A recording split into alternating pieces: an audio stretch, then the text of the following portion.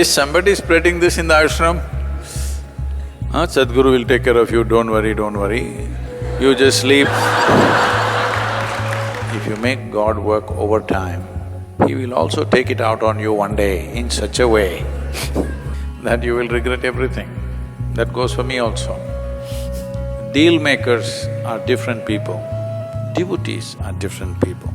If you have that kind of involvement, grace will come in cascades, not in drops.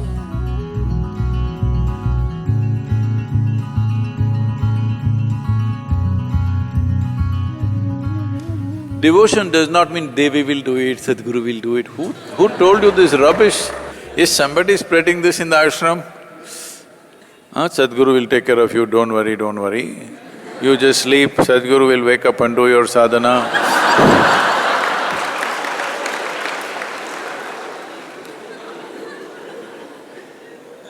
With this kind of stuff, this country, which was the very a stellar example of spiritual process at one time, became very fatalistic and against themselves because of this teaching.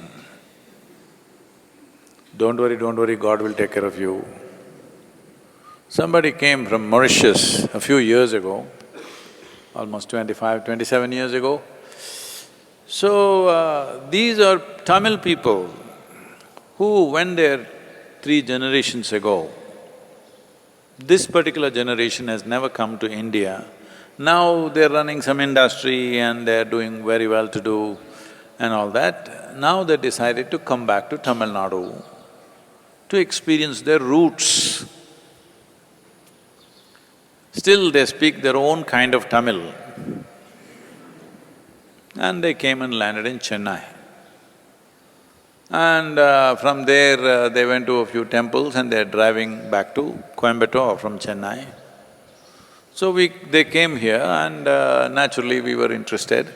What is your impression? Because after 3 generations, you're coming back to your, forefathers' land.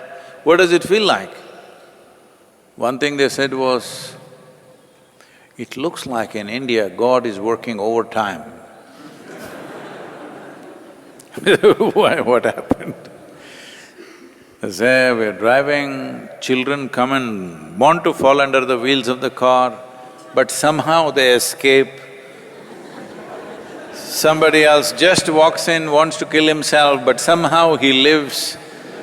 When we look at this, God must be really working overtime in this place. If you make God work overtime, He will also take it out on you one day in such a way that you will regret everything. That goes for me also. So, devotion means an absolute involvement. Not that, Sadhguru, I am your devotee, will you do everything for me? Why the hell will I do,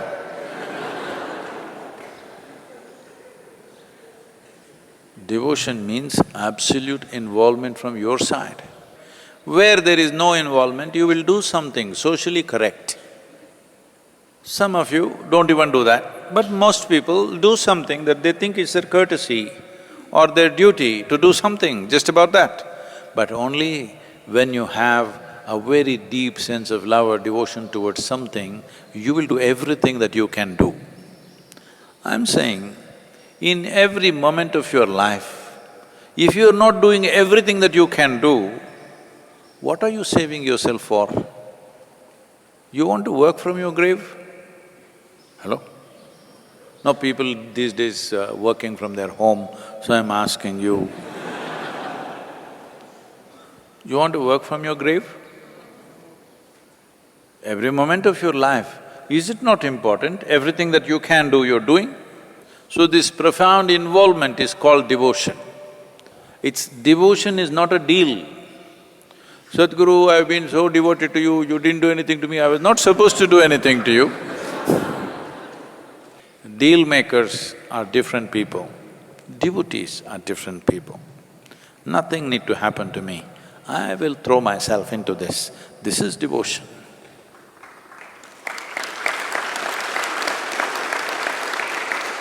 Just this freedom from expectation, what should come to me?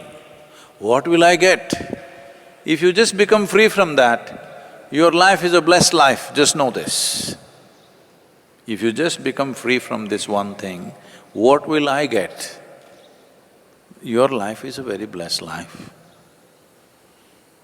This is what we are trying to demonstrate in Isha, that thousands of people simply working like fanatics, from outside they look like that, but they're at ease. They close their eyes. Okay, world doesn't exist. Yes, and only miracle they have achieved in their life is, what will I get has gone out of their mind. This is all you have to do. Devotion means just this. You are liberated from the pain of expectation. What should happen, what should happen? Whatever happens, I'm fine only. Which is better? What you want happened, is that better? Whatever happens, you're fine. Is that better? That's all. But once you're like this, once you are not a vested interest of any kind, you will do your best, and that's all a human being can do. And once you're not concerned what will you get, you become available to grace. But you don't calculate, Sadhguru, for 3 minutes I did not think what will I get, how much grace will I get?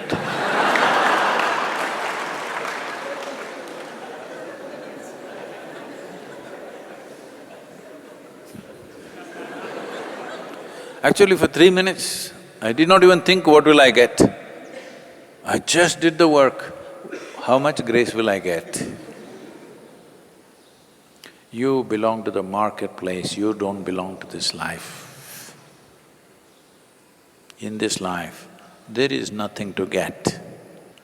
Whichever way, whether somebody gives you a decent burial or they just throw you, anyway you will become part of the earth.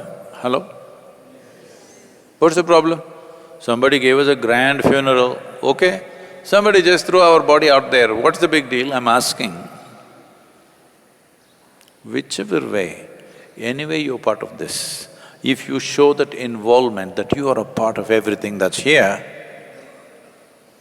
you will become available to grace. If you think you're an island by yourself and you come from somewhere, you think you're going to pile something upon your head and go somewhere, you will waste your life. Well, things will arrange themselves around you. If you're doing something significant in your life, things will arrange themselves around you, some amount of comfort and this will come. But what is it that you're seeking? Are you seeking fulfillment or comfort? This you must decide. If you're seeking fulfillment of life, then it needs involvement. Devotion means just unquestioned, unbridled involvement, that's all devotion is. Absolute involvement, not holding back anything. If you have that kind of involvement, grace will come in cascades, not in drops. Once you are graced like that, your life will be fulfilled. In which way, how, you don't have to calculate. If you have a body, mind and energy which is not an impediment and you're available to grace, you don't have to bother what will happen with this life. Whatever happens, the most wonderful thing will happen, that's about it.